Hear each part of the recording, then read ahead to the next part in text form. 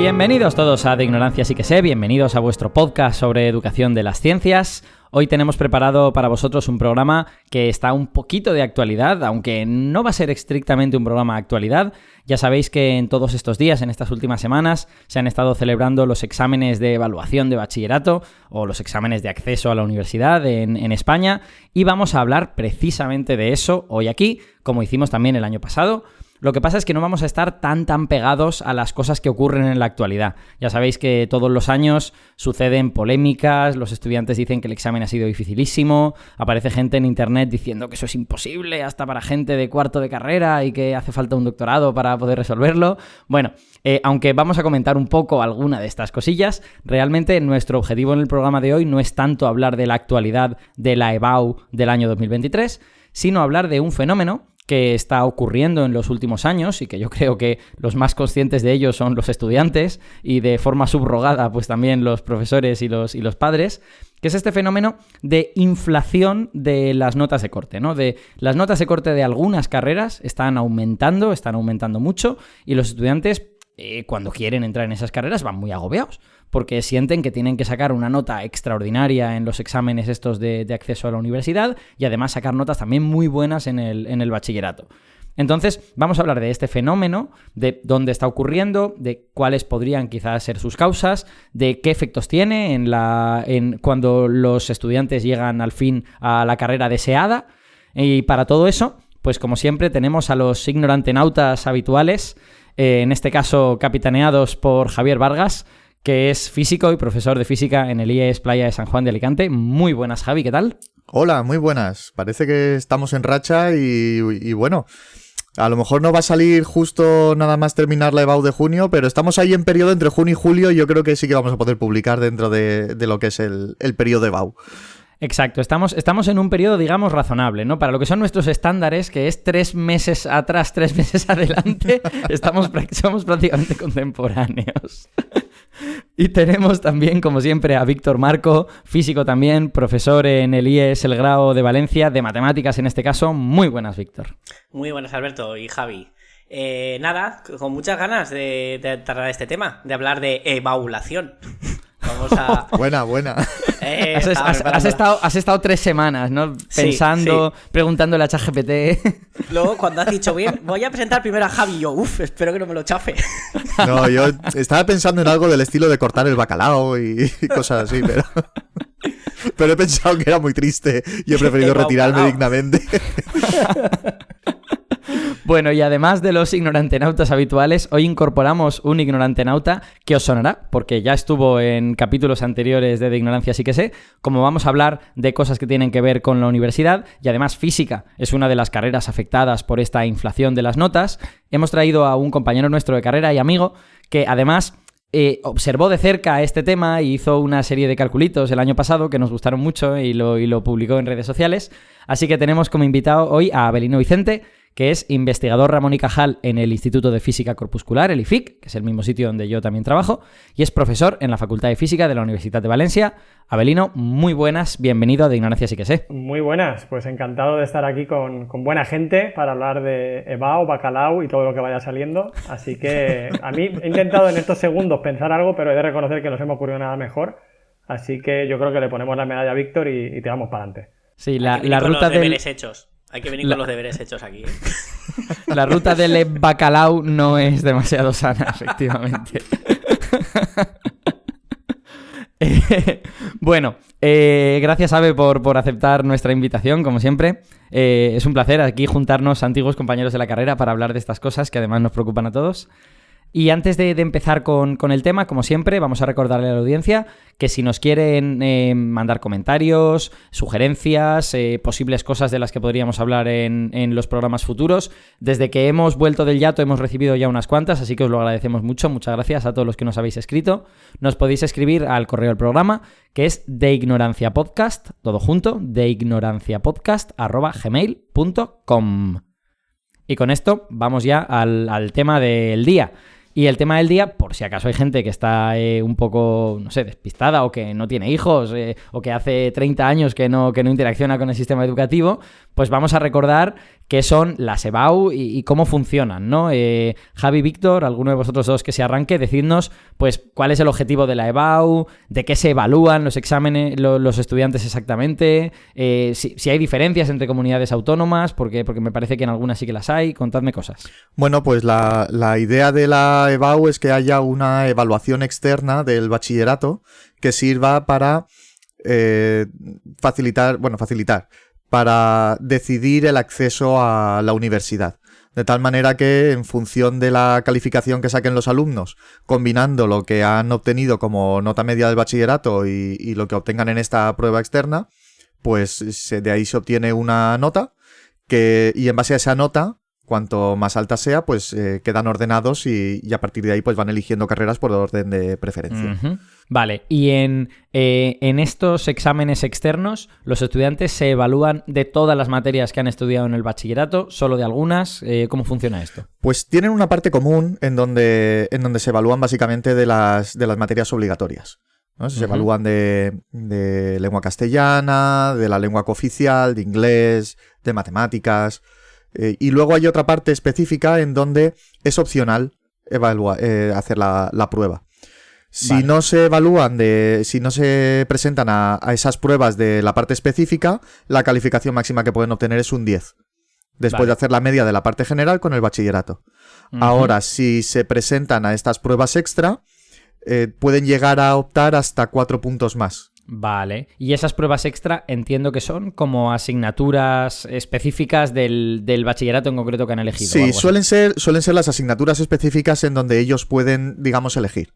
Quiero decir, ahí van a estar física, va a estar química, biología, geología. Claro, no todos los alumnos que cogen la rama de ciencias van a coger esas 4 asignaturas. Lo habitual es que cojan 2 de todas esas. Entonces, de estas asignaturas se pueden presentar opcionalmente a 2 de ellas, si no recuerdo mal. Y dependiendo de las carreras a las que quieran entrar, hay unas asignaturas que les pondrán más que otras. Ah, vale. Por ejemplo, una persona que quiere entrar a una carrera biosanitaria, dibujo técnico no le va a contar. Le contará más, pues, biología, química. Vale, o sea que una persona, habiendo hecho una sola tanda de exámenes EBAU, puede tener notas diferentes para carreras distintas, ¿no? Porque en diferentes carreras le van a contar cosas distintas. Eso es. De hecho, la nota de acceso a la universidad de cada persona es diferente. Dependiendo de la carrera a la que quieras entrar, tienes una nota de acceso distinta. Vale, de acuerdo. Tengo una pregunta que me ha llamado la atención cuando has dicho que matemáticas estaba entre las materias obligatorias. ¿Es obligatoria también para la gente de letras puras o ya no existe letras puras? Yo creo que ahí Víctor nos resolverá mejor la duda. No, porque sí, yo cuando lo has dicho también me he quedado ahí con la duda. No, porque el bachillerato de humanidades sin matemáticas no la tienes. Vale. Tú puedes ir con latín y griego, sí. Claro, pero en las modalidades que tienen matemáticas, corrígeme si me equivoco, en las modalidades que tienen matemáticas sí que es obligatorio hacer la prueba de matemáticas. Claro, dentro de la modalidad sí. Como bachillerato, hablando de forma general, no. Las propias materias obligatorias dependen también del tipo de bachillerato que has hecho. Vale, claro, okay. De la especialidad. Es que está el de humanidades de ciencias sociales, donde ahí sí que tienes matemáticas y coges esa especialidad. O si ya no coges ciencias sociales, que coges humanidades, no tienes matemáticas allá. Entonces, dentro de ciencias sociales sí que es obligatorio coger matemáticas. Vale. En el momento que coges ciencias sociales, la tienes. Quería matizar una cosa, porque a ver, Javi, ¿qué opina? El tema de las ponderaciones, que es cierto que una misma materia no pondera lo mismo en cada carrera, da también para mucho debate, porque la última ponderación que vi, hace poco han hecho una actualización, no sé si se lo han cambiado para corregir lo que, pero te estoy hablando de hace unos meses. Contaba más matemáticas en psicología que tecnología en una ingeniería. Ostras, eso es controvertido como mínimo. Sí, quiero decir que esas ponderaciones que ha dicho Javi, luego habría que coger y someterlas a un análisis, ¿eh? Por supuesto, yo pienso que las matemáticas deberían valer para todas, lo máximo posible. Pero no deja llamar la atención que algo tan directo como tecnología en una ingeniería cuente menos, ¿no? Sí, eso es peculiar. Una pregunta más sobre las ponderaciones. En ese 10... que está formado por la media de bachillerato y las asignaturas obligatorias, ¿cuánto pesa cada uno? ¿Cuánto vale el bachillerato y cuánto vale la EBAU en ese 10? Creo recordar que 60-40, 60 bachillerato, 40 la parte general de la EBAU. Vale, de acuerdo. Y luego están esos 4 puntos extra que dependen de las asignaturas específicas de que cada carrera elige como las relevantes, digamos. Vale. ¿Me permitís Muy hacer bien. una preguntilla a mí también? Porque yo estas cosas Claro. las pongo a parir en redes sociales, pero muchos detalles técnicos me los pierdo. Y hay uno, tengo entendido que en algunas comunidades autónomas una de las obligatorias se puede utilizar para la específica. ¿Es algo posible? ¿Es algo así o lo he entendido mal? Sí, eso pasa con matemáticas, que aquí las matemáticas están dentro de la fase obligatoria, pero si luego vas a una carrera de ciencias en donde las matemáticas ponderan 0,2 y no te han ido bien las pruebas de la parte específica y te vendría mejor que las matemáticas te contaran como parte de las pruebas específicas, entonces las matemáticas te contarían doble. Ah, entiendo. Y eso se sabe, lo puedes decidir tú a posteriori. Eso se hace automáticamente en función de las notas que has sacado. Vale, pero te siempre hacen, digamos, favoreciendo. lo que más te beneficia para las carreras a las que quieras entrar. Muy bien, vale, gracias. Vale, o sea que es un algoritmo fuertemente no trivial en ese sentido.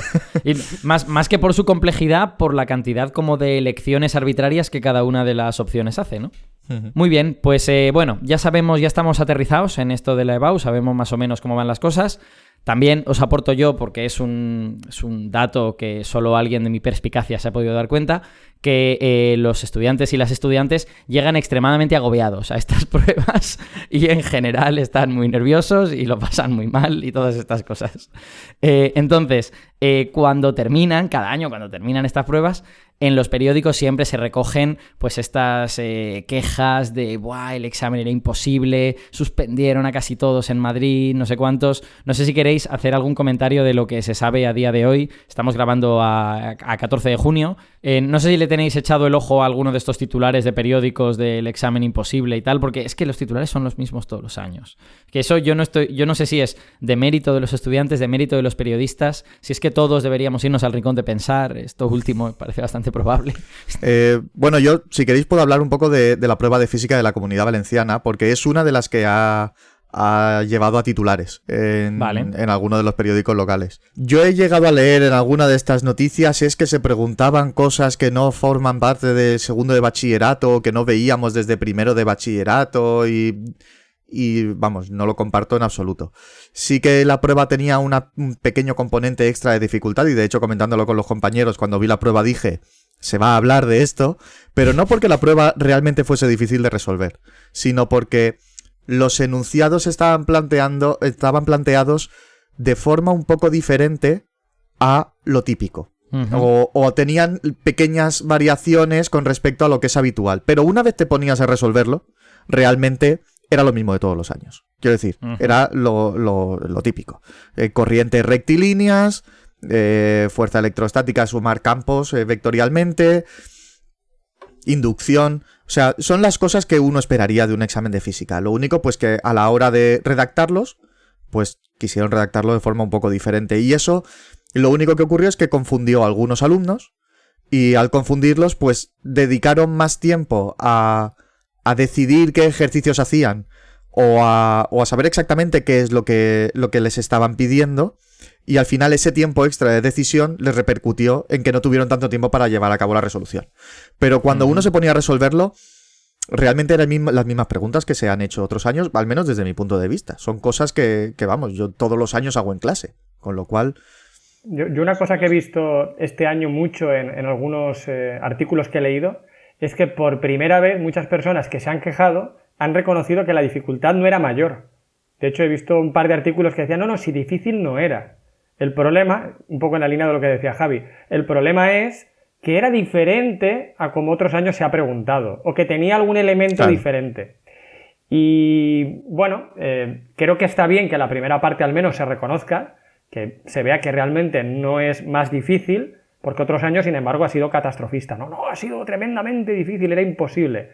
Este año al menos eso no lo he visto tanto, pero creo que también es importante señalar la segunda parte, pues a lo mejor que no se haya escrito de la misma forma no debería ser un argumento contra el examen. Precisamente se está intentando ver si el estudiante es capaz de enfrentarse a unas cuestiones, no si es capaz de repetir mecánicamente lo que ha hecho en clase previamente, ¿no? Así que creo que incluso es llamativo, ¿no?, que esa sea la queja. Sí, para mí el asunto de los enunciados es un interesante melón que posiblemente daría para un programa de ignorancia sí que sé, porque quiero decir, es verdad que algunos profesores no son los mejores redactando enunciados y yo me he enfrentado a enunciados que parecían ambiguos y que no se entendían bien, creo que todo el mundo le ha pasado. Pero también es verdad que los estudiantes tienen ciertas carencias de comprensión lectora que hacen que enunciados perfectamente no ambiguos les resulten difíciles de entender. Entonces hay un poco toma y daca en ambas direcciones y es una cuestión que no se puede zanjar diciendo no, es que no saben leer o no, es que los profesores no saben escribir. No, las cosas son un poquito más complicadas que estas. Víctor. Sí, además no creo que vaya... A ver, a lo mejor ha habido algún año de un enunciado mal redactado, pero no creo que las cosas vayan por ahí. Yo este año no estoy dando segundo de bachillerato, me he quedado con los primeros y reconozco que no he mirado ni los exámenes. He decidido centrarme en el aquí y en el ahora y cuando toque me pondré, porque al final son siempre las mismas quejas de siempre. ¿Dónde está el tema? Que cuando tenemos suerte y a un preparador de examen o al que elabora el examen se le ocurre una brillante idea de preguntar las cosas de forma distinta, es cuando vienen las quejas. Y voy a poner un ejemplo, que no es de este año, pero podría ser, de un año que en Ciencias Sociales preguntaron en el análisis global de una función, en vez de darte la función y preguntarte, venga, dominio, recorrido, tal, asíntotas, se les ocurrió construir una función que un matemático había construido para explicar el deshielo sufrido en el Polo Norte por el golpe de un meteorito. Ajá. Y una de las preguntas que era imposible de resolver era... ¿cuánta cantidad de agua se queda cuando pasa mucho tiempo? Uh-huh. Es una forma muy elegante y muy creativa de preguntar, ¿me puedes decir las asíntotas horizontales u oblicuas de esta función? Entonces, no te puedes quejar de eso porque esa persona que ha creado ese problema quiere ver que tú eres capaz de aplicar una asíntota como modelo para la realidad. No solo sacar asíntotas, porque ellos saben sacar asíntotas horizontales, dicen, me han enseñado que hago el límite en el infinito, por un lado y por el otro, ya está. Pero luego les preguntas eso, el mucho tiempo, y no entienden que en ciencia, en física, por ejemplo, pues mucho tiempo puede ser infinito para lo que estamos midiendo, y a lo mejor mucho tiempo son 3 días, si hablamos de la desintegración de un muón. O en cambio, para la desintegración de un protón, pues sí, es el infinito real prácticamente. Entonces, creo que cuando tenemos un problema, cuando alguien tiene una idea maravillosa con un problema así, y lo que sufre es rechazo. Sí, yo creo que un problema como este lo que te está preguntando realmente es si hablas el idioma de las gráficas. O sea, si sabes interpretar una gráfica, porque si tú sabes lo que una gráfica representa... A ti te dicen mucho tiempo y dices, vale, me tengo que ir a la derecha, ¿no? Me tengo que ir a donde el tiempo se hace muy grande y ver ahí qué pasa y entonces interpretar la gráfica en esa región. Por lo tanto, realmente lo que te están preguntando es si tú sabes lo que una gráfica significa o no. Pero es que luego viene una segunda parte que aún era más maravillosa. Decía, otro científico, por otro lado, ha encontrado otro modelo distinto. Y la pregunta era, ¿son modelos equivalentes? Básicamente te estaban preguntando que igualaran las expresiones algebraicas y comprobaban si eran iguales. Una simple... nada, era una suma... comprobar si una fracción hacías mínimo como múltiplo y salía. Pero lo que te está preguntando es, oye, hay 2 modelos distintos, ¿son modelos equivalentes de esta realidad? A mí me parece una pregunta magnífica. Pues, quejas. El examen más difícil que ha habido. Bueno, en fin.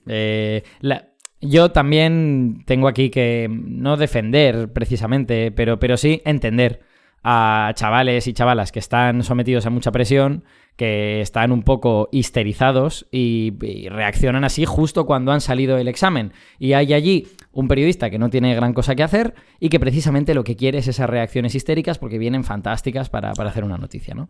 Sí, yo en eso que acabas de decir estoy 100% de acuerdo. Yo creo que los estudiantes hacen lo que deben hacer. Ellos están mirando por su futuro. Y después de este programa habrá un montón de críticas y yo esas críticas nunca las dirijo a los estudiantes. Ellos están haciendo lo que deben hacer, mirar por su futuro e intentar sacar la mejor nota posible. Pero hay un entorno alrededor de ellos que no ayuda a veces, porque muchas de estas críticas a estos exámenes vienen del propio profesorado. Claro. Una minoría tremendamente minoritaria, pero hacen mucho ruido. Y son los que luego se citan en los medios de tal profesor de tal instituto ha dicho que el examen era imposible. Y entonces se utiliza como un argumento de autoridad. Si lo ha dicho un profesor, será que era imposible. Pues no, a lo mejor ese profesor se ha equivocado.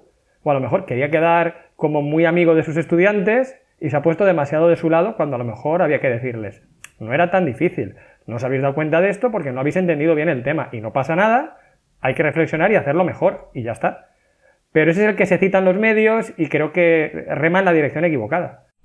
Yo pienso que como sociedad, y este no es el único ejemplo, hay muchos otros, creo que tenemos que aprender que las profesiones no son monolíticas, y que no todo el mundo que está en una profesión opina lo mismo que todos los demás y tiene una opinión sostenible y que todos los demás compartirían.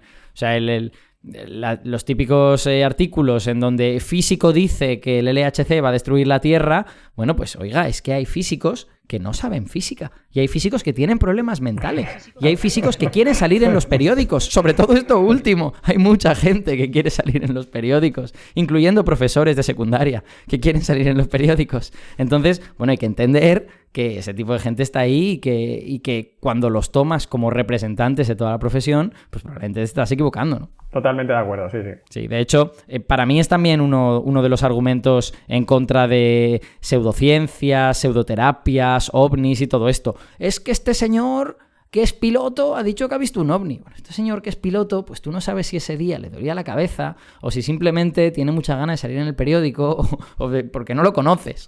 Entonces, aunque sea piloto, pues su testimonio vale lo que vale. Bueno, en fin, como no queríamos dedicar el programa a esto, no sigamos hurgando en estos lodos, que no hace falta. Vamos a volver al asunto de las notas de corte y todas estas cosas.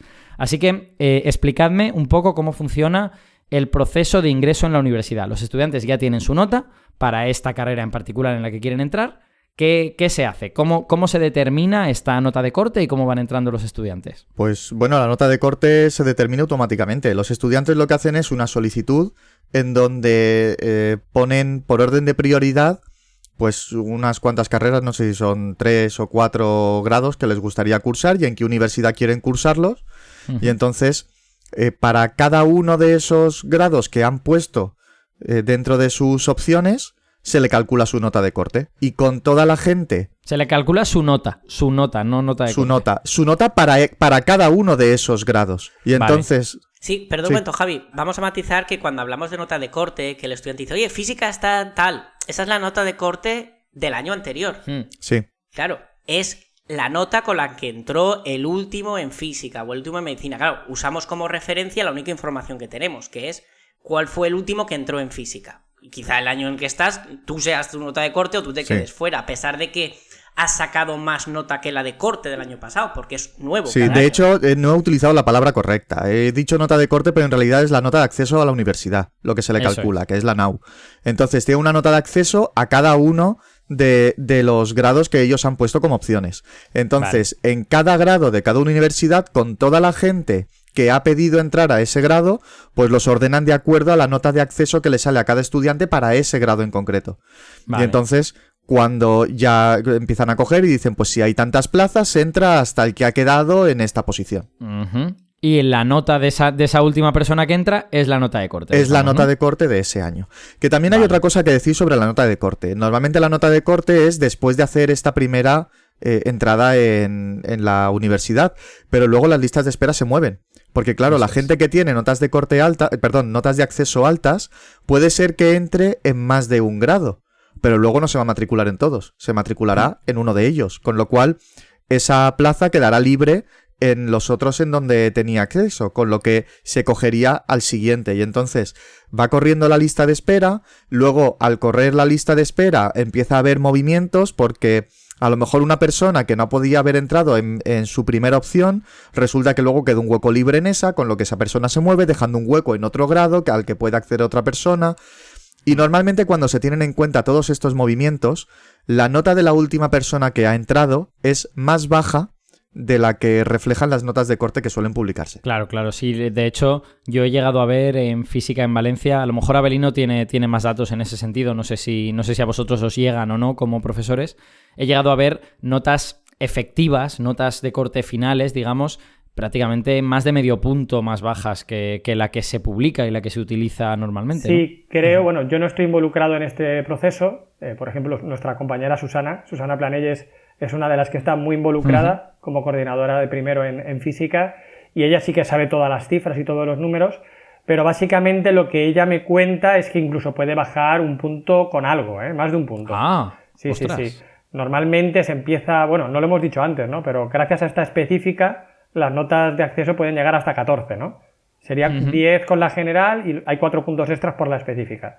Pues normalmente en física suele bajar de 13 con algo a 12 con algo así. Eso es lo que tengo entendido, grosso modo, Vale. pero puedo estar equivocándome. Algo así. Vale. Bueno, por lo menos ya entendemos lo que significa esta cosa de la nota de corte y ahora vamos al asunto que hemos dicho. Estas notas de corte para ciertas carreras llevan unos años subiendo mucho. Así que decidme un poco, dadme una panorámica de desde cuándo está ocurriendo esta cosa y a qué carreras afecta. Porque, por ejemplo, sé que a física le afecta, pero no estoy seguro de si le afecta a geología o a biología. Pues yo diría que es una cosa más generalizada. Quiero decir, evidentemente habrá muchos factores involucrados, pero creo que en estos últimos años el tema de la pandemia ha supuesto un factor importantísimo. El hecho de que tengan tanta opcionalidad, que claro, al principio era una opción súper razonable, porque claro, hubo gente que no pudo dar todos los contenidos. Entonces tenían que buscarse alguna forma de compensar a esas personas que no habían dado todos los contenidos del curso y no era culpa suya, ni problema de organización, ni nada por el estilo. Entonces se decidió hacer una opcionalidad mucho más amplia a la hora de enfrentarse a cada una de las pruebas, con el resultado de que quizás estudiándote solo la mitad del temario, ya optabas a sacar la máxima nota. Claro, eso se ha mantenido. Es razonable que se haya mantenido un par de años porque a algunas personas les cogió la pandemia, el confinamiento, cuando estaban en segundo de bachillerato. A otros les cogió en primero de bachillerato y en segundo de bachillerato tuvieron semipresencialidad, con lo que no pudieron dar todas las clases que deberían haber dado de normal. Entonces este periodo de opcionalidad ampliada se ha prolongado desde el año de la pandemia hasta ahora. Vale. Entonces, claro, ahora mismo yo ya tengo alumnos que este año, los que se han presentado, el confinamiento les cogió en tercero de la ESO, suponiendo que no haya habido repeticiones ni nada por el estilo por el camino. Les cogió el confinamiento en tercero de la ESO, semipresencialidad en cuarto, pero ya a partir de primero de bachillerato, primero y segundo de bachillerato, ya han tenido un curso más o menos normal.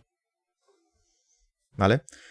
¿Qué pasa? Que ellos sí que han recibido clases de todos los contenidos en principio que se tienen que dar en el bachillerato, pero luego han tenido la misma optatividad que tenían las generaciones anteriores a las que les cogió más de lleno toda esta situación. Entonces, claro, yo pienso como Avelino decía antes, los alumnos hacen lo que tienen que hacer. Si yo sé que estudiándome menos bloques de contenidos voy a poder optar a la máxima nota igualmente, voy a optimizar mis recursos. Entonces voy a ir a por lo que mejor se me da, porque de esa manera voy a poder sacar mejor nota. Entonces, claro, ¿cuál es el resultado? Que las notas de los alumnos pues han mejorado, lógicamente. Víctor, sí. Que otra vez lo que he dicho Belino y Javi, claro que hace lo que tienen que hacer. ¿Os acordáis del programa de las oposiciones? Hay tantas opciones con tanta bola que solo te tienes que estudiar en la mitad del temario de las oposiciones. Ningún profesor se lo estudia todo. Los profesores ya hacemos lo mismo, porque ¿quién se la va a jugar a hacer eso? La cosa es por qué, que podemos hablar ahora de por qué se mantiene este modelo y seguramente se mantendrá hasta que se cambie la legislación. Yo creo que es porque el gobierno tenía pensado sacar la nueva EBAU, que de hecho hasta hace poco había ya un modelo circulando, y decían, bueno, yo lo entiendo, ¿para qué vas a volver a un modelo antiguo más difícil si está a las puertas, está saliendo del horno ya la nueva EBAU, que va a cambiarlo todo? Que por cierto, la nueva EBAU se ha vuelto a paralizar, ¿eh? O sea, ya... Yo estaba preparando a mis alumnos este año en primer bachillerato con ese nuevo modelo que, bueno, un día podremos hablar de cómo iba, pero ahora ya está paralizada para el 2025, creo. Desde luego. O sea, incluso aunque no hubiera cambio de gobierno el 23 de julio, en 2024 no da tiempo a implementar Igualmente, esa cosa. Y si hay cambio de gobierno... A mí me parece una pues ya locura ven. que se hiciera tan pronto. Igualmente, y esto ya son intuiciones mías y obviamente pues no sé lo que tendrán en mente en el gobierno ni nada por el estilo, pero yo no sé si pensaban esperarse hasta que se implantara la nueva EBAU. Yo pienso que a lo mejor lo que estaban era esperando a que se implantara la nueva ley en todos los cursos. Porque ya el curso que viene ya tenemos la LOMLOE implantada en todos los niveles. Y en concreto entra en segundo de bachillerato. Entonces, mi intuición me dice que el año que viene es posible que volvamos a un modelo más parecido al anterior. O por lo menos que cambien la opcionalidad de tal manera que ya los estudiantes tengan que, para obtener la máxima calificación, por lo menos tocar un poco todos los bloques de contenido. Bueno, por dar un poco de contexto a los oyentes, tengo aquí he buscado unos datos que corresponden a las notas de corte del año 2021, o sea que no son las del año pasado, sino las de hace 2 años, de las carreras que tienen la nota de corte más alta, y veo aquí pues el doble grado de Matemáticas y Física en la Complutense con un 13,85, que es bastante loco. De nuevo Matemáticas y Física, esta vez en la Universidad de Murcia. El doble grado de Biotecnología y Farmacia. Como veis, dominan los dobles grados, al menos aquí en la parte alta. Lenguas modernas y traducción, interesante. No solo son cosas de las ciencias, también hay una carrera de letras puras, ¿no? De nuevo, Matemáticas y Física, Física y Matemáticas. O sea, bueno, estamos viendo que las materias que nos interesan en este programa copan una buena parte de estos puestos altos. Informática y matemáticas, muchos dobles grados en esto. Esto daría para hacer otro programa, ¿no? Para el programa de cómo los dobles grados se han convertido en carreras tan prestigiosas que todo el mundo quiere hacerlos. Yo personalmente, no sé si lo he dicho en este programa, pero lo digo ahora, soy bastante crítico con los dobles grados. Me parece que tienen muchas desventajas. Tienen alguna ventaja, tampoco son el demonio los dobles grados, pero tienen muchas desventajas y creo que los estudiantes en general no son del todo conscientes de ellas. Pero a ver, si quiero encontrar algo que no es un doble grado, me tengo que ir a Medicina en la Complutense, que tiene un 13,5. O sea que había aquí muchísimos dobles grados con más de 13,5. Luego tengo otra Medicina y el resto son todo dobles grados. O sea que vemos que las cosas que tenemos son dobles grados con Física y Matemáticas, con Ingeniería y Matemáticas, con Ingeniería y Física a veces, y un poco de Medicina, y supongo que por ahí abajo pues estará también la Física, las Matemáticas y todas estas cosas, con notas de corte en esta primera tanda que hemos dicho hace un momento, verdaderamente altas, ¿no? Por encima del 13 claramente, e incluso por encima del 13,5. Yo me gustaría, lanzar una pregunta a Belino, o bueno, la contestamos entre todos, todos recordamos cuando entramos nosotros a Física, que la nota de corte era un 5. Ah, sí. En Matemáticas era otro 5. Sí. Y Medicina era, no sé, un 9. Cuando se contaba sobre 10, por contextualizar, no era sobre 14. Yo creo que Medicina en esa época, ahora no, ahora Medicina, como ha dicho Alberto, está por las nubes, pero en aquella época yo creo que no pasaba del 7 o del 8, ¿eh? Sí. Yo creo que en aquella época más de un 7 o un 8 era muy raro. Recuerdo que traducción era una carrera que, como tenía muy poquitas plazas, ofrecían muy poquitas, tiene una nota de corte muy alta, pero Medicina a mí me suena... Me la estoy jugando, no me acuerdo porque nosotros hicimos el selectivo hace ya unos cuantos añitos, pero me suena que estaría en torno al 8, no creo que fuera más de un 8. Bueno, da igual, con el 8 me vale. Yo quiero que analicemos cuáles son las causas, si podemos descubrirlas entre los que estamos en el instituto y en la universidad y Alberto en la radio y en sociedad. ¿Cómo es posible que Matemáticas y Física haya pasado por encima de Medicina? Eso es difícil. Porque son más populares, ha bajado la cantidad de plazas y por eso, claro, también hay que decir si hay menos, porque cuando nosotros entramos, yo recuerdo que entramos como cerca de 200, 200, ¿no? Eso y es, ahora creo que oscilará entre 80 y 90 plazas, ¿puede ser? Claro, es que si quitas una plazas... de las razones es la que acabas de decir. En algunos grados, por distintas razones, hay menos plazas, ¿vale? Entonces, claro, si hay menos plazas, el último que entra tiene una nota más alta, es normal. Luego, otro factor, pero eso no lo explica todo, ¿eh? Hay otro factor porque hay carreras como Medicina que no tiene menos plazas. Ya. Y sin embargo, ahora está en un 9,5. Sí. ¿Vale? Porque el 13 y pico, si lo rescalamos, para hacernos una idea, es un 9,5. O sea, es una persona de 9,5. ¿Vale? Uh-huh. Y antes no era así. Esto nunca ha sido así, de hecho. Entonces, en ese caso no es por el descenso de plazas. Simplemente hay probablemente más gente que quiere estudiar Medicina y al mismo tiempo todas las notas son más altas de media. Porque esto antes, pues lo hemos comentado, ¿no? Ha habido un aumento con la pandemia, pero ya se estaba observando también antes de la pandemia un aumento de las notas medias de acceso a universidad. Lo cual... Exacto. Yo recuerdo grupos de estudiantes que venían al IFIC a visitar el IFIC antes de la pandemia, y a lo mejor estamos hablando de 2018 o incluso 2017, que ya me decían, me gustaría estudiar física, pero no me llega la nota. A lo mejor ese chico en concreto tenía una nota muy baja, pero mi sospecha es que no, porque lo decía como diciendo, joder, yo me he esforzado y aún así es probable que no me llegue la nota. Yo en el caso de la física no lo tengo muy claro, pero en el caso de la matemática sí que tengo un parámetro que creo que ha sido determinante para que la gente lo coja, y es el tema de la Big Data, tratamiento de datos, porque se han copado las ingenierías sobre esto y es como, bueno, la otra alternativa es matemáticas. Creo, esto es una opinión personal, ahora si queréis me corregís, creo que es un error, porque que la carrera de matemáticas te prepara para eso, bueno, todos sabemos que estudiar matemáticas no va de eso. Lo que pasa es que, claro, si no tienes otra opción, pero me parece increíble que matemáticas esté rondando el 13 y pico cuando el objetivo es... el tema del tratamiento de datos para mí es una aplicación concreta de lo que significa estudiar matemáticas, porque no olvidemos lo que es la matemática. Tiene una parte metodológica, modelizadora de la realidad, aplicable, todo lo que quieras, pero también gran parte de la matemática es epistemológica, la matemática estudiándose a sí misma, y es lo que se van a encontrar en la carrera: teorema de demostración, crear teoremas, que luego eso les prepara la cabeza para esa plasticidad, para trabajar la Big Data. Pues claro, pero comerte esa carrera sin que te guste o sepas lo que es la verdadera matemática me parece un problema serio. Sí, yo, por añadir algo a lo que habéis dicho, que estoy bastante de acuerdo, yo creo que tanto el descenso de plazas en algunos grados, que habría que ver porque depende de la universidad y a lo mejor algunos grados en esta universidad sí y en esta otra no, como la emergencia del gran análisis de datos, del Big Data, de la inteligencia artificial, de las consultoras. La gente sabe que en las consultoras se gana dinero, ¿no? Entonces, esos dos claramente son factores. Yo os añadiría otro más, que es que creo que ha habido un prestigio de carreras como física y matemáticas debido a factores diversos. Y a cambio, una caída en el prestigio de otras carreras. Cuando nosotros éramos jóvenes, las ingenierías eran extremadamente prestigiosas.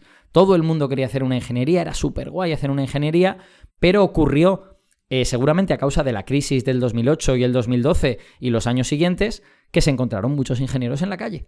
Por motivos muy diversos, no solo por la crisis, sino también por cómo es el tejido empresarial en España, que es un tejido empresarial que tradicionalmente no ha apostado por la innovación y por el conocimiento, y por lo tanto no necesitaba a esos ingenieros, lo que quería era trabajadores baratos.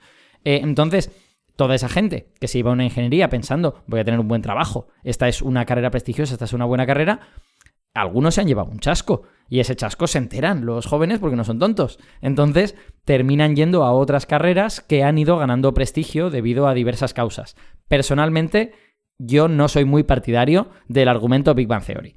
Todo el mundo dice, bueno, es que Big Bang Theory ha hecho que la física mole y todo el mundo quiere hacer física. A mí eso me parece una frivolidad y una tontada bastante importante. Seguro que Big Bang Theory ha jugado algún papel. Ha sido una serie popular, la gente la ha visto y ha colocado en primer plano a físicos que antes pues no estaban en el primer plano. Pero hombre, no creo que Big Bang Theory haya cambiado toda la sociedad. Creo que hay otros factores que afectan más a las sociedades. Y ese aumento en prestigio de física y matemáticas puede haberse debido en parte a Big Bang Theory, pero seguro que se ha debido también a otras cosas. Javi, ¿querías decir alguna cosa? Sí, y además me ha venido muy bien porque tiene relación con el tema de Big Bang Theory. Obviamente, yo pienso igual que tú, no creo que Big Bang Theory haya sido, digamos, el factor súper determinante, pero sí que creo que una cosa indudable es que la física ahora tiene más visibilidad.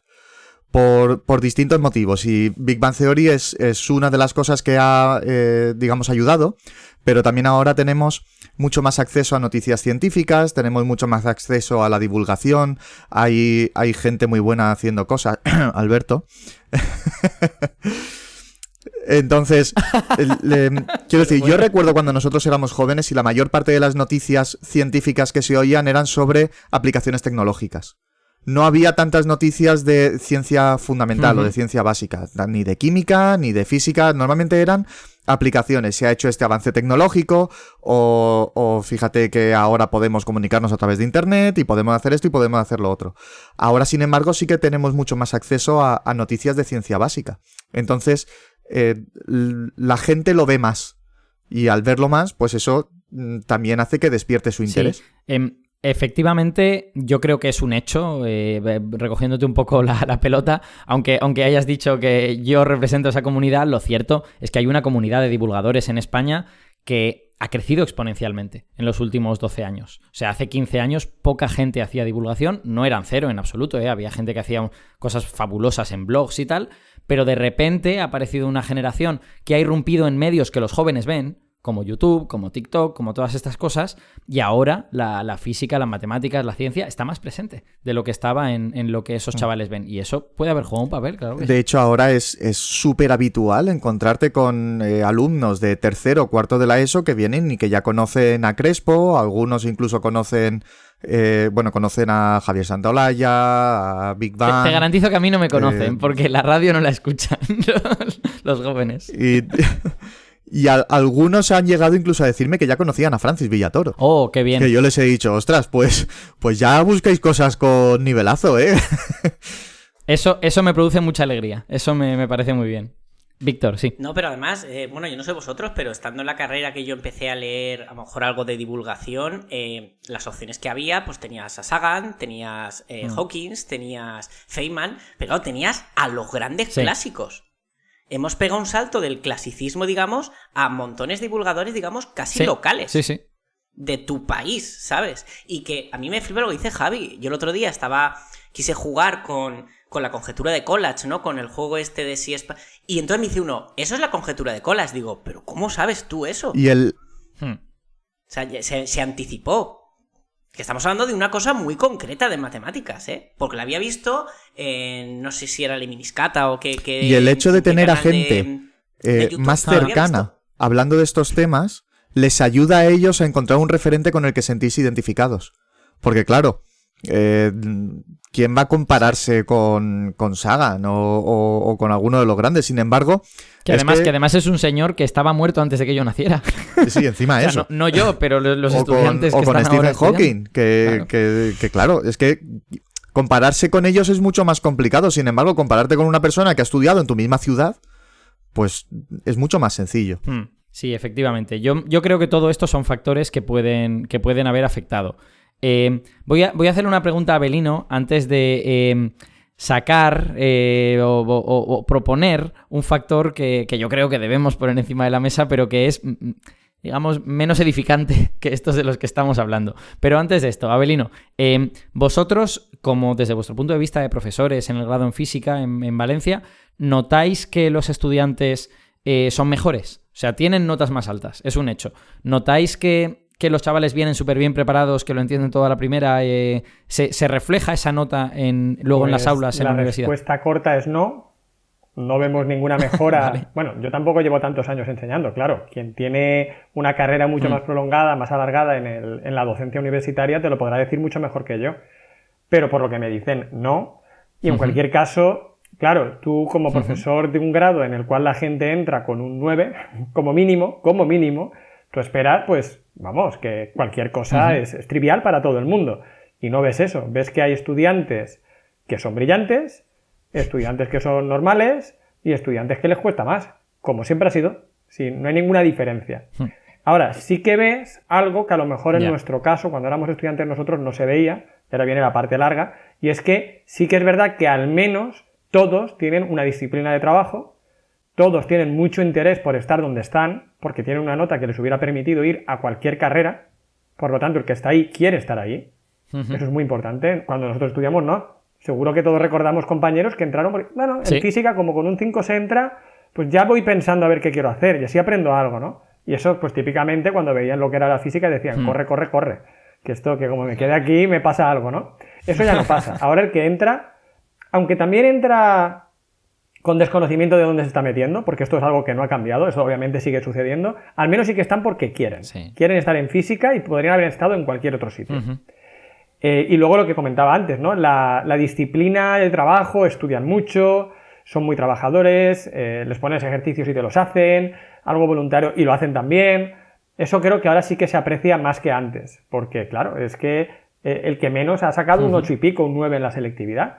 O es porque es alguien muy inteligente, o es porque tiene una disciplina de trabajo y prepara muy bien los exámenes. Entonces, al menos eso sí que es cierto. Pero en cuanto a habilidades, podríamos decir, innatas, o a capacidad y formación previa, vemos lo normal, lo que se veía antes también. Interesante. Víctor, ¿querías decir algo? Sí, yo quiero hacer una puntualización para que el público no se vaya con la idea de que piensen que ahora los estudiantes en las carreras son más disciplinados. Porque Avelino tiene ahí él es consciente de lo que ha dicho, tiene a los mejores. Pero eso no significa... Ahora tú habría que hacer un estudio de todas las otras carreras que tienen notas más bajas a ver dónde está esa disciplina, porque igual que Abelino te dice eso, tengo otras amistades en la facultad que se están quejando de las actitudes, de la falta de disciplina, bueno, incluso de educación, en muchas carreras. ¿Cuáles? Las ingenierías ahora. Es donde está yendo la gente menos disciplinada y peor, voy a decir maleducada, porque es que yo estoy escuchando esos casos de faltas de educación en clase. Es ya un quinto de la ESO, sexto por supuesto, de la ESO. Aclaro que me refiero únicamente a física, que es una selección muy especial, y añado también que cuando digo disciplinado quiero decir en cuanto al trabajo, a que trabajan mucho, a que estudian mucho. Comportamientos malos también vemos, eso también. Entra gente a física que en mi opinión deberían pasar un par de añitos por parvulitos para educarse, ¿vale? Igual que pasa en cualquier otra carrera. No estoy diciendo que ahora sean más educados ni nada parecido, pero sí que al menos creo que el que no es que realmente tiene una capacidad deslumbrante, al menos trabaja mucho y prepara muy bien los exámenes. Eso sí que se ve. Vale, y ahora os quiero hacer la pregunta que creo que es la pregunta por la que yo quería hacer este programa, que es la siguiente. ¿Hemos craqueado el sistema? Quiero decir, vale, sí, hay mucho interés, los chavales están más expuestos a cosas de ciencia, además las ingenierías han perdido un poco de prestigio por el problema de la crisis, no sé cuántos. Todas estas cosas efectivamente están ahí, pero vemos notas más altas y notas de corte más altas porque en cierta manera hemos craqueado el sistema todos. O sea, los estudiantes han encontrado la forma de aumentar su nota sin necesariamente aprender más de lo que se aprendía antes. Los profesores han encontrado la manera de que sus estudiantes saquen mejor nota, lo cual hace quedar bien a su centro y hace estar contentos a los estudiantes y a los padres. Entre todos hemos decidido hacer un enorme fraude y por eso han subido las notas. Esta es mi pregunta, aunque a lo mejor sea un poco burda. A ver, ¿qué opinas? Diría que un rotundo sí. Creo que el sistema está completamente roto. Creo que no refleja la realidad, y eso creo que es muy importante. Creo que cuando un sistema de evaluación no refleja la realidad se convierte en arbitrario y por lo tanto es injusto. Y creo, además, que genera en los estudiantes una situación de estrés, porque si no molestara a nadie, dices, bueno, vale, es injusto, es arbitrario, lo que tú quieras, pero no le molesta a nadie, ¿no? Pues venga, tira para adelante. No, pero es que molesta, porque hace que los estudiantes sufran mucho durante un año entero y de forma innecesaria y arbitraria. Entonces, los estudiantes, sus familias, los padres están agobiados también por este asunto. Por supuesto, yo tengo muchos compañeros de trabajo que tienen hijos en edad de BAU y me lo dicen, es un año terrible y por supuesto que está roto. Ahora si queréis entramos a ver de qué forma se ha roto, pero está completamente roto. Muchos estudiantes hablando con nosotros nos han dicho que segundo de bachillerato es con diferencia el peor año que han tenido en cuanto a estrés y en cuanto a carga de trabajo, incluso teniendo en cuenta luego el grado universitario que hayan estudiado posteriormente. O sea que para que os hagáis una idea de la presión a la que se ven sometidos. Y es que es desde el principio, desde que ponen un pie en primero de bachillerato ya se les está diciendo, y es que ojo, que cuando venga la EBAU, es que tal, es que os lo estáis jugando todo. Y no sé, yo creo que tenemos que darles también una visión un poco más humana, ¿no? Quiero decir, a mí me gusta mucho decirles, todos hemos pasado por ahí y hemos sobrevivido. No penséis que vosotros vais a ser los primeros en caer, esto se puede hacer. Pero aún así, la presión a la que se ven sometidos por las familias, por los profesores, por ellos mismos, porque claro, ellos tienen unas expectativas que quieren cumplir. Eso es muy difícil de soportar y los problemas de ansiedad que está habiendo en institutos últimamente son tremendos. Víctor, ¿quieres decir algo? Sí, yo voy a decir algo, quizá voy a abrir un melón y me la voy a jugar, pero me da igual. Y es, creo que se ha confundido, que, lo comentaba antes con Javi, el derecho, que todo el mundo tiene derecho a que el sistema tenga mecanismos, sean becas, sean ayudas, para que todo el que lo desea tenga talento y se lo gane, llegue a la universidad, con que todo el mundo tiene que ir a la universidad. Y hemos saturado el sistema. ¿Y eso qué pasa? Que gente que a lo mejor está ahí porque presión de los padres, presión de la sociedad, si no tienes una carrera no eres nadie, está siendo infeliz, compitiendo con gente que a lo mejor, por lo que sea, le cuesta menos o es más trabajador o lo que sea, tienen que esforzarse más. Luego vienen los temas de que, porque esto ha pasado y Javi lo podrá comprobar, solo le queda la tuya, se le va, venga, pues tienes un 4 y pico, te pongo el 5, luego el resto dices, por comparación, está que estoy siendo injusto, empiezas a subirle puntos a más gente y ¿qué pasa? Que va subiendo la nota, va subiendo la nota. Luego no hemos hablado tampoco los debates pública-privada, inflación de notas. Creo que somos todos dejando pasar la bola. Nadie para, porque además el que para sufre crítica.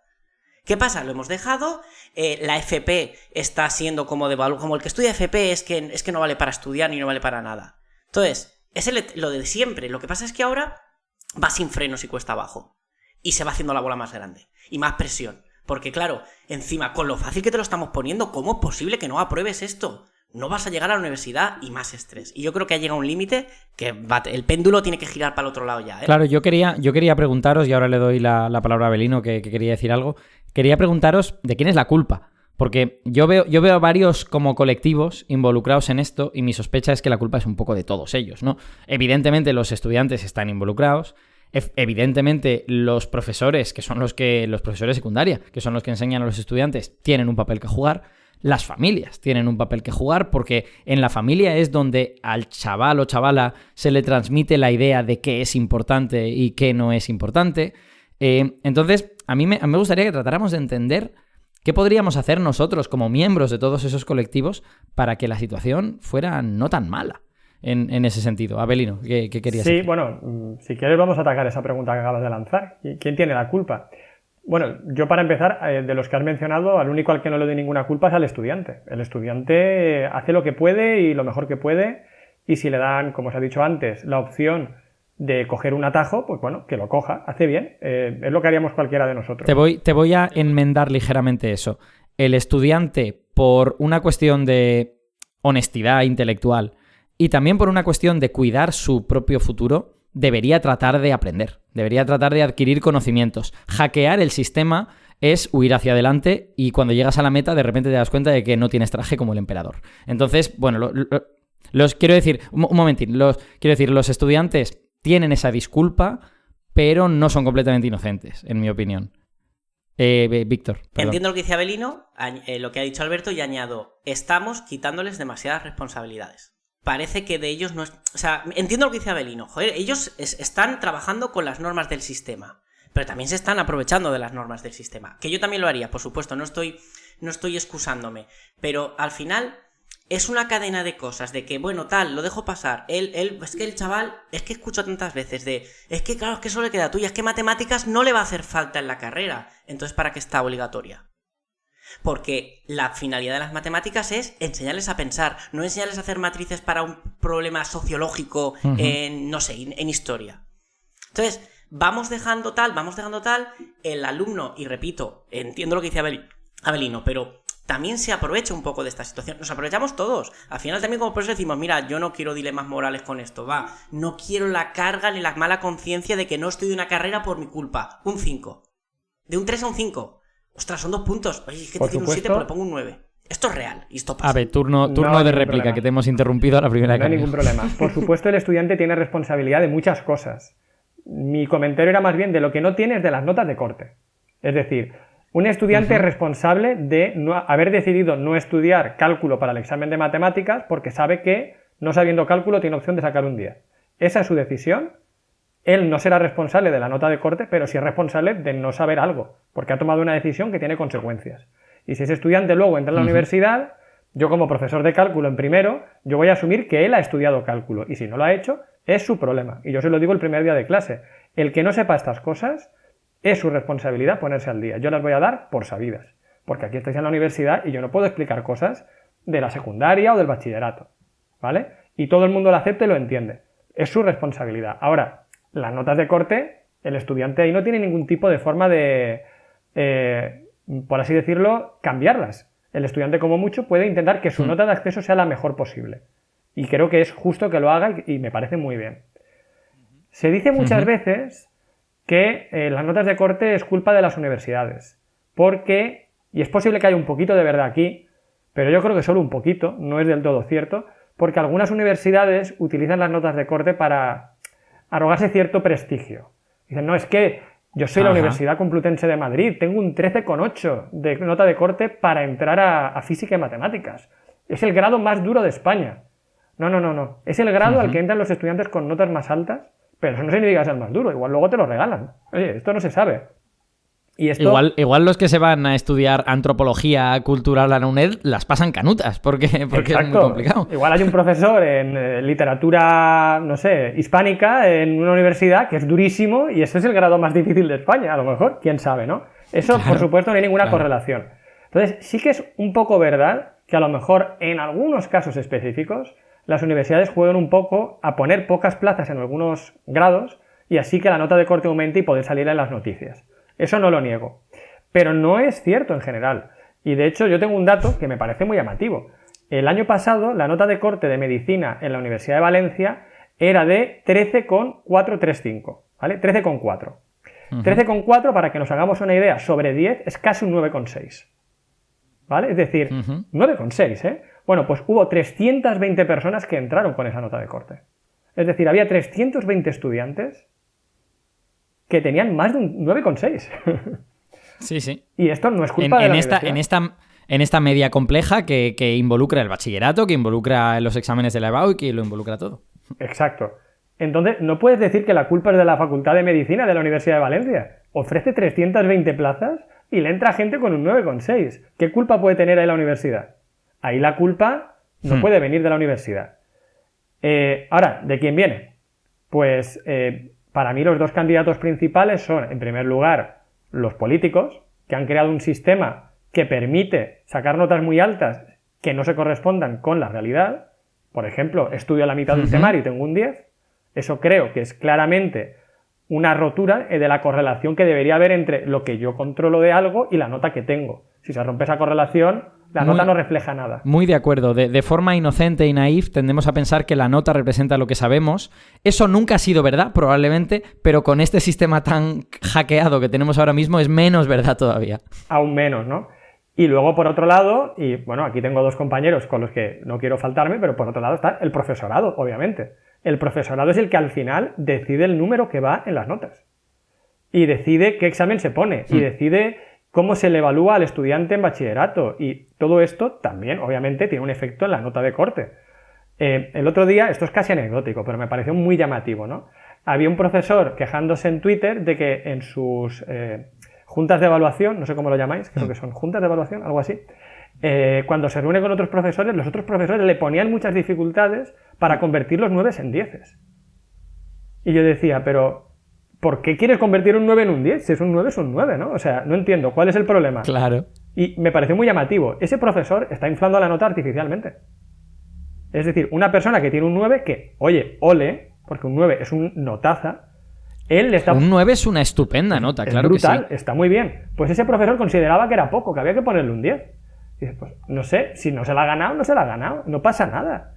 Entonces, claro, si eso se produce con mucha frecuencia, las notas eventualmente crecen sin ninguna razón aparente. Entonces, para mí los dos culpables son, por un lado, los políticos, que han creado un sistema absurdo, que no refleja la realidad, y por otro lado, el profesorado. Creo que a lo largo de los años pues ha ido cada vez aumentando las notas de forma sistemática. Sí, ahora voy a darle la palabra ahora el turno de réplica sí. es para Víctor y Javi.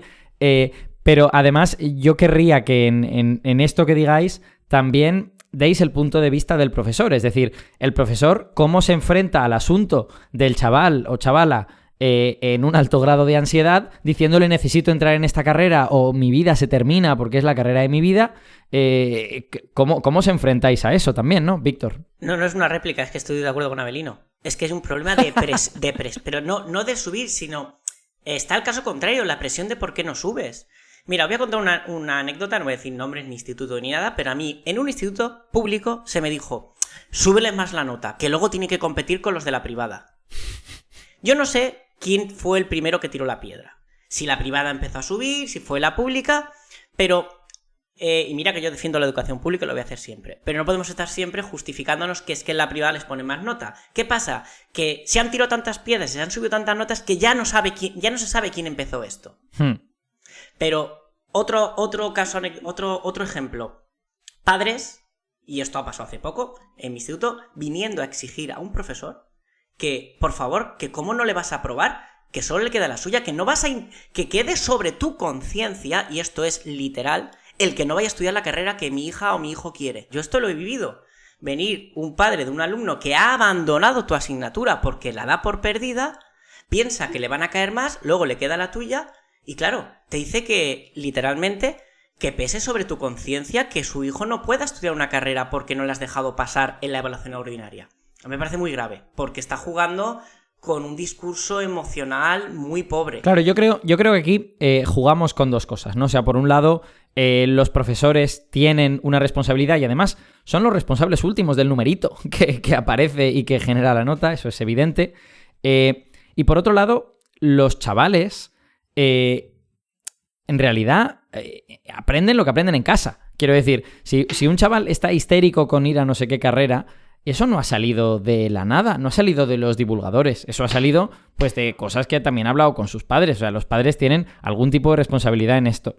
Avelino, ¿querías contar alguna cosa? Sí, un poco lo que acabas de comentar, que cuando digo que el profesorado tiene una parte importante de la responsabilidad, pues es por lo que dices, porque es el brazo ejecutor, ¿no? Es el que al final pone el número, pero por supuesto no dejo de decir, creo que también es justo, que el profesorado se encuentra bajo mucha presión, tanto por parte de familias como por parte de los centros educativos, que no quieren ser los únicos que tengan una nota muy baja para sus estudiantes cuando van a acceder a la universidad. Así que, aunque creo que el profesor debe intentar resistir esa tentación, entiendo que pueda ser difícil hacerlo en muchas ocasiones. Claro, yo creo que la dinámica es perversa, ¿no? Porque prácticamente todos los colectivos involucrados tienen incentivos para hacer lo que es éticamente reprobable, ¿no? Los estudiantes tienen todos los incentivos para maximizar la nota independientemente de lo que aprenda. Los padres tienen también incentivos para maximizar la felicidad de mi hijo o mi hija, que consiste en que saque la máxima nota. Y los profesores tienen también toda una serie de incentivos por parte de los centros, por parte de los padres, por parte de los propios estudiantes, a los que al fin y al cabo conoces y no los odias y no quieres que estropearles la vida ni nada de esto. Tienes también unos incentivos para hacer estas cosas. Luego, el profesor tiene también incentivos para lo contrario, que es el de hacer bien su trabajo, el de ser una persona honesta y el de tratar de evaluar lo que de verdad los estudiantes saben. Entonces, creo que en el sistema que hemos creado hay demasiados incentivos para hacer el mal y muy pocos incentivos para hacer el bien. Y creo que eso lo convierte en un sistema muy complicado de jugar, a nivel incluso de teoría de juegos. Sí, Javi, mira, por añadir otra capa más al hilo de lo que estás diciendo, que hay muchos incentivos para hacer las cosas mal y pocos para hacerlas bien. Cuando, por ejemplo, un profesor tiene mucha presión porque los padres están diciéndole o porque los alumnos que les tienes que subir la nota, les tienes que aprobar porque tienen que entrar, si un profesor trata de mantenerse en sus 13, porque está en su derecho y porque al final es el profesional que tiene que poner la nota, un padre descontento acaba yendo a inspección. Entonces, claro, y al final el profesor acaba sometido a otra presión extra que es desde inspección educativa, van a mirar con lupa todo lo que he hecho y como encuentren el más mínimo fallo, le van a dar la razón al alumno y le van a acabar aprobando la asignatura. Uh-huh. ¿Y eso para el profesor qué tipo de consecuencias tiene? O sea, el profesor además recibiría como una especie de reprimenda o algo por el No estilo. necesariamente. Lo único que ya, digamos que la confianza del profesor acaba siendo socavada. Entonces, eso luego se acaba corriendo la voz. Entonces los alumnos dicen, no, mira, es que yo tenía esta nota y al final he ido, he reclamado y he conseguido que me acaben aprobando. Y el profesor se queda con la sensación de, es que entonces mi decisión en dónde queda. Uh-huh. Víctor. Sí, lo único que te queda es el derecho al pataleo, que esto yo también lo he visto, de decir, mira, quiero que conste en acta, porque claro, todo esto sucede en una junta evaluadora, de que esta persona se ha aprobado por presión de inspección, pero es una especie de palmadita que te das tú mismo, de decir, bueno, al menos mi conciencia está tranquila, pero lo que dice Javi, eso es hacia adentro para ti. O como mucho en el entorno de tus compañeros que seguramente te apoyan, porque estamos todos a una con esto. Pero lo que dice Javi es de cara hacia afuera, de no pasa nada que te quede matemáticas de no sé qué, porque al final te la van a aprobar. Esa frase se oye así. A mí me da un poco de pena en todo este proceso que, bueno, yo creo que estamos viviendo un proceso de hackerización de las métricas, ¿no? Que es algo que además en el mundo científico conocemos, ¿no? A los científicos se nos evalúan con una serie de métricas que presuntamente representan la valía de nuestro trabajo científico, pero que lo que está haciendo una cantidad de gente en la actualidad y hace años también es hackearlas, ¿no? Sacar el máximo en esa métrica independientemente de la valía, ¿no? Y a mí lo que me duele, de verdad, en todo esto, me duele que tanta gente lo pase mal. Porque quiero decir, a pesar de que es gente que está siguiendo incentivos perversos que no debería seguir, que debería plantarse y decir, no, yo no hago esto, porque no es lo que hay que hacer, Esa gente está sufriendo por seguir esos incentivos perversos. O sea, si por lo menos fuera Moriarty, si por lo menos estuviera haciendo el mal y diciendo qué feliz soy haciendo el mal, pero es que ni siquiera ese es el caso, ¿sabes? Están siguiendo incentivos perversos y lo están pasando mal. Pero más allá de eso, a mí me da mucha rabia que el último de la fila, el último mono en todo esto es la educación. El último mono es el conocimiento, el último mono es la formación de los estudiantes. Entonces, vamos a terminar en un mundo con unas métricas fabulosas, pero esas métricas no representan nada. Por dentro están huecas y los estudiantes, hombre, pues algo sabrán, porque algo habrán aprendido.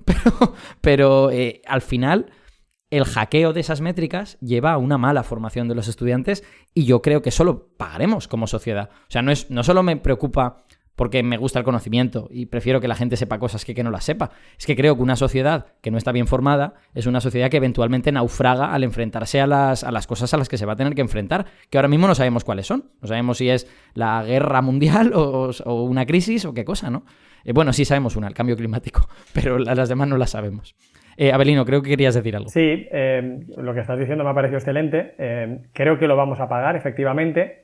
Sí que es verdad que en las universidades intentamos hacer, al menos creo que muchos lo intentamos hacer, un poco de muro de contención, porque, claro, si al estudiante se le facilita llegar con menos nivel a la universidad, pero en primero te dicen, no, pero es que el nivel es este, y este yo no lo voy a cambiar.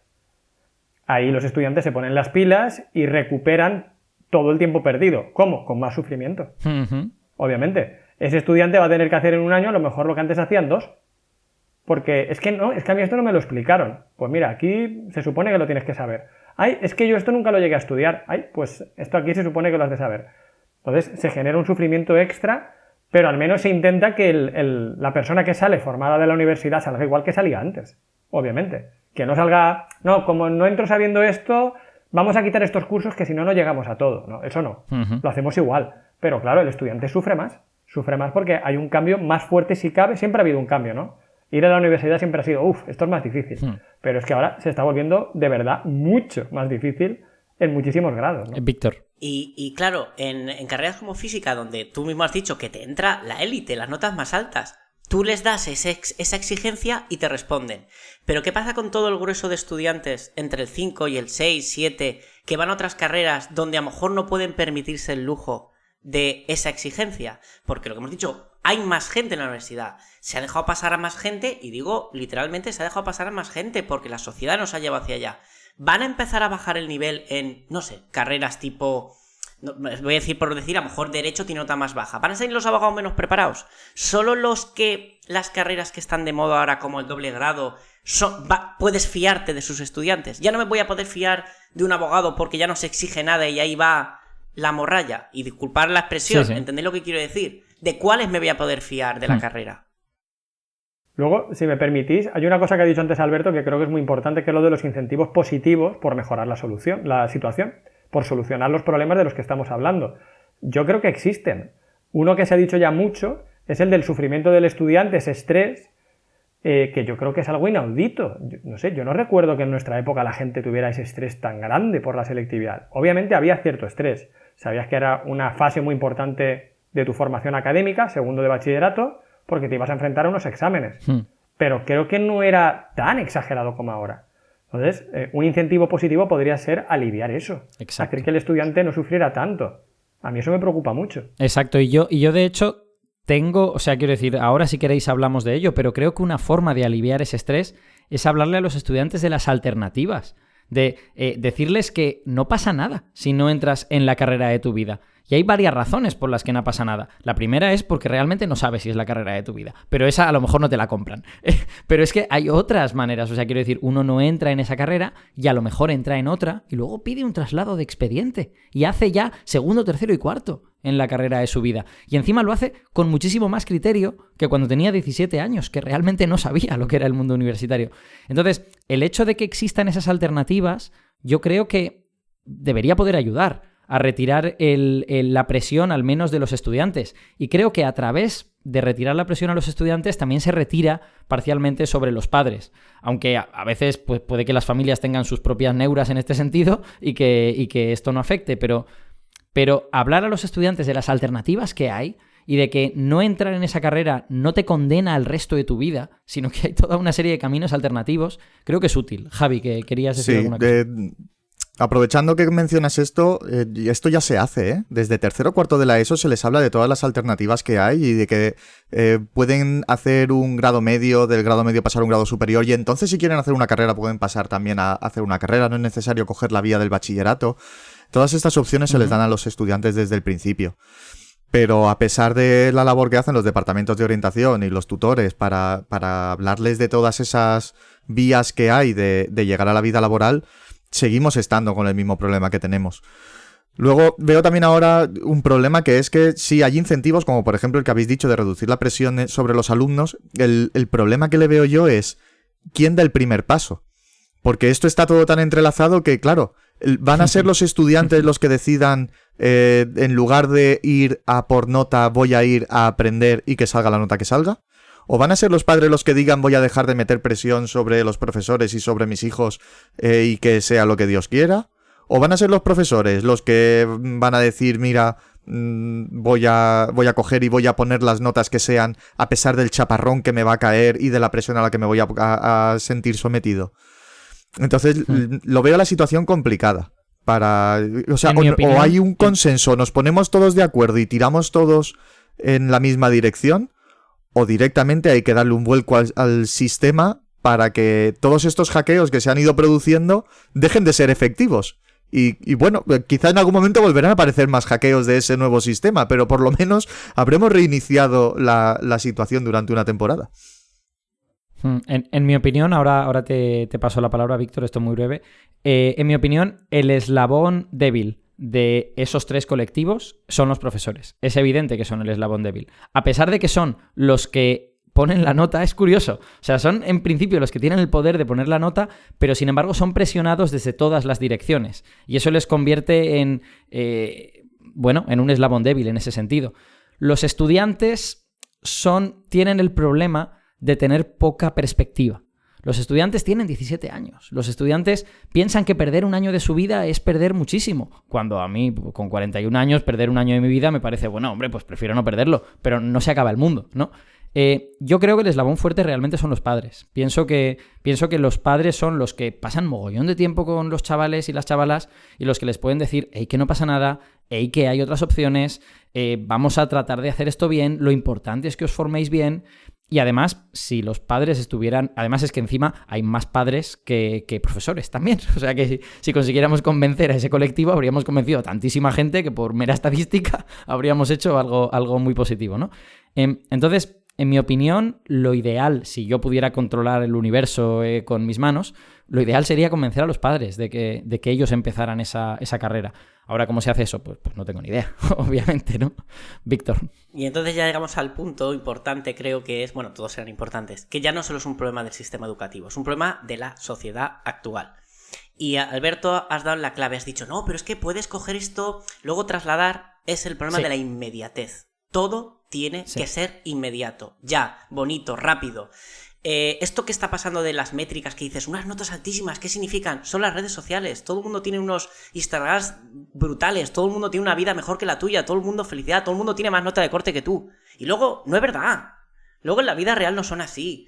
Entonces, creo que ahora estamos hablando de la educación, pero esto solo es una cara del prisma que es el problema de la sociedad actual, y es la inmediatez, es una de las causas, es uno de los factores. Hay muchas más cosas detrás. Ave, ¿querías decir algo? Sí, bueno, estoy con vosotros en que es un problema muy complejo. Antes un poco quería mencionar también, y permitidme que vuelva un poquito a otra cosa que se ha comentado antes, a lo de los incentivos positivos.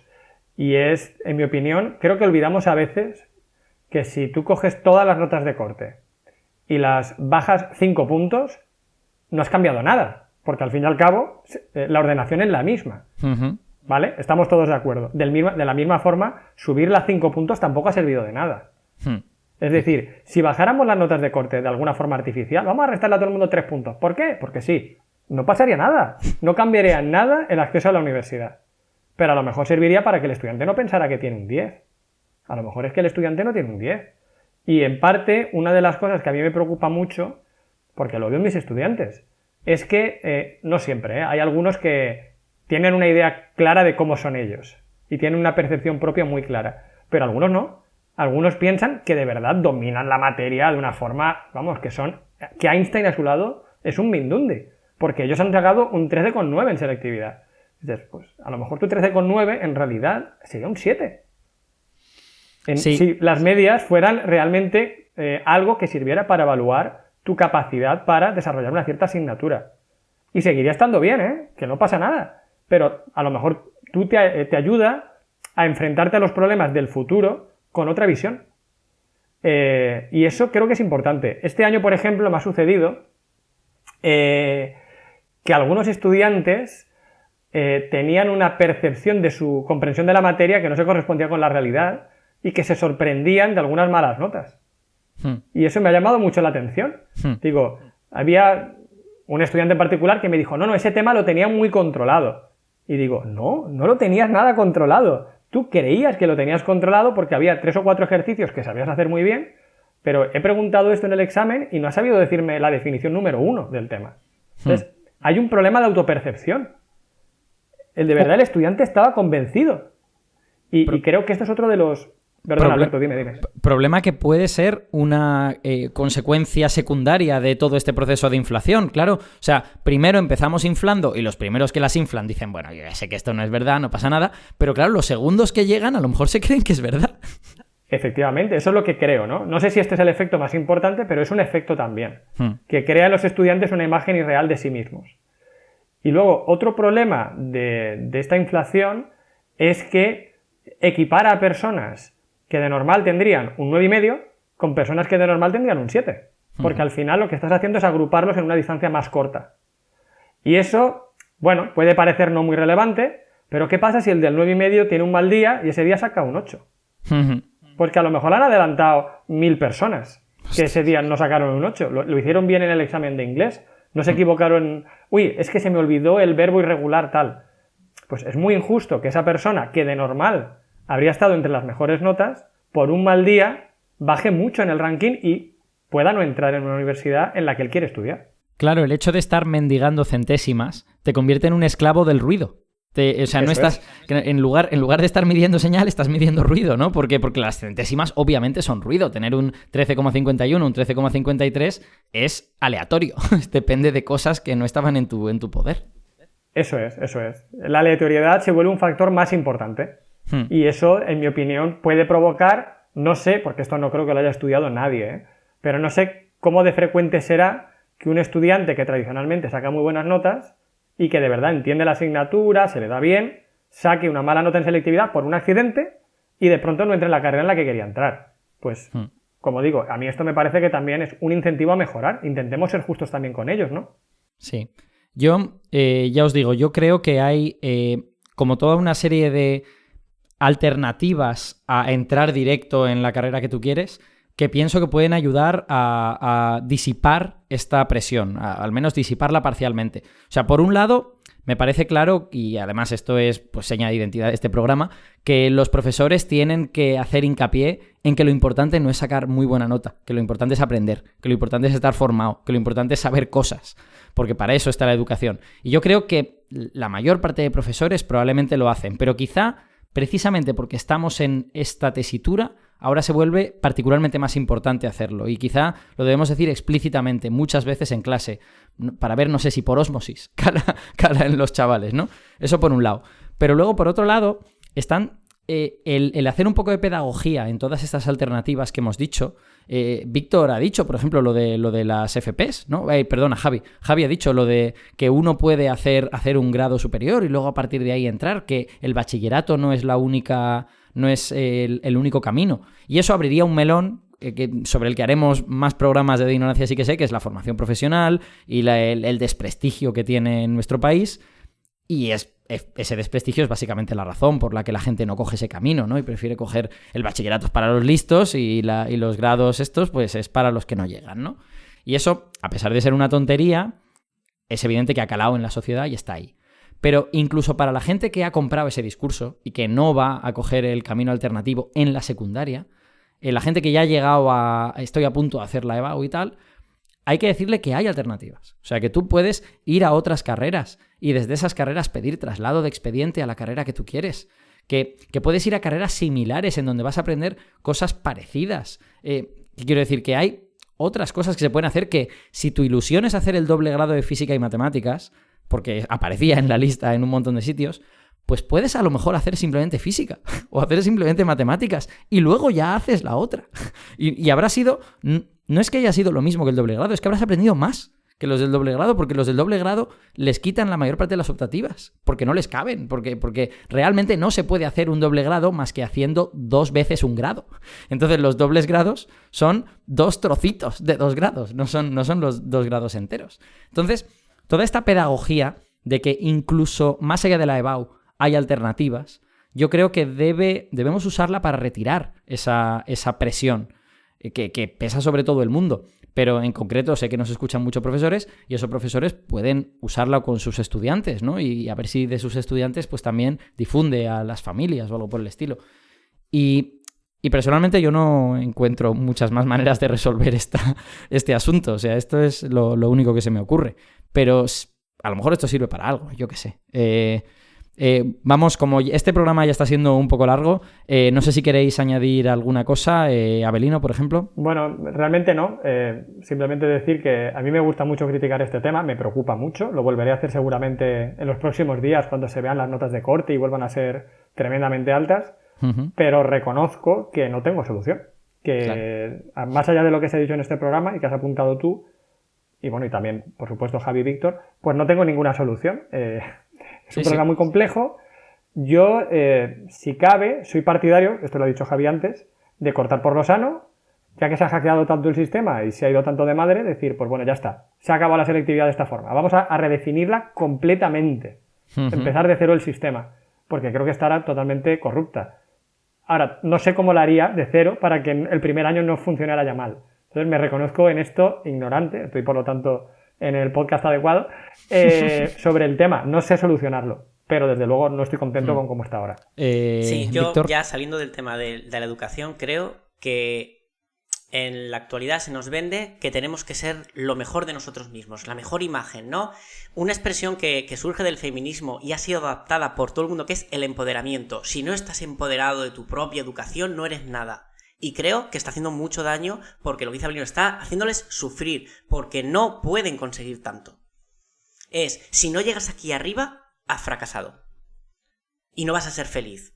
Pero claro, es que no estás siendo feliz. Es que no hace falta ser listo, tampoco, guapo y extremadamente culto. Puedes optar simplemente como nosotros por ser guapo. Y ya está. Entonces, soluciones. Mira, a mí solo se me ocurre una y seguramente no estoy viendo los problemas y las consecuencias y tal, pero creo que, aparte lo de bajar la nota, que me ha encantado Abelino, porque es un tema psicológico, es que es un 10. ¿Por qué? Porque es una cosa relativista. Entre 0 y 10, pues el 10 es lo mejor. Y es, como experimento, quitar la EBAU y que cada universidad, la gente vaya a llamar a la puerta, quiero entrar aquí, pues toma el examen. De esa forma evitamos lo que ha hecho Abelino. Oye, esta persona tuvo mejor día en inglés, pues que el examen de inglés decida que una persona entra en física o no. Por la suma de notas tampoco me parece bien. Y ya está, y que hagamos ese filtro y que examinemos de bachillerato de todo como último contacto con un sistema general de educación donde estudias historia, donde estudias y luego ya que las carreras que sean más famosas, que pongan su examen. Porque a lo mejor nos sorprendemos que hay carreras que no tienen que hacer ni examen. Entran todos. Sí. Javi. Yo... no sé. Hemos estado hablando ya mucho de la problemática y de ideas de soluciones. Yo quiero terminar haciendo hincapié sobre una cosa, y es que al final, tal cual están las cosas ahora mismo, el factor común a todas las cosas involucradas dentro de este tema de notas de corte es el sufrimiento. Porque al final los alumnos sufren, los profesores sufrimos, las familias sufren, al final acabamos sufriendo todos. Entonces la solución es muy compleja, pero yo creo que urge buscar alguna manera de aliviar estas tensiones por salud mental de muchas personas. Pues sí. Bueno, chicos, yo me alegro de que hayamos hecho este programa. A mí es una cosa que me quemaba desde hace tiempo. Sé que a Abelino también, por eso lo hemos buscado para este programa. yo soy consciente de que no hemos encontrado la solución al problema, pero a lo mejor reflexionando un ratito sobre ello, pues vamos encontrando una forma de encauzarlo y a lo mejor a alguien que nos escucha pues le sirve también para algo. Así que muchas gracias, Avelino, por venir de invitado en el día de hoy. Gracias a vosotros, me lo he pasado genial, aunque también he sufrido un poco porque este tema me calienta, pero vamos, con 3 colegas buenísimos.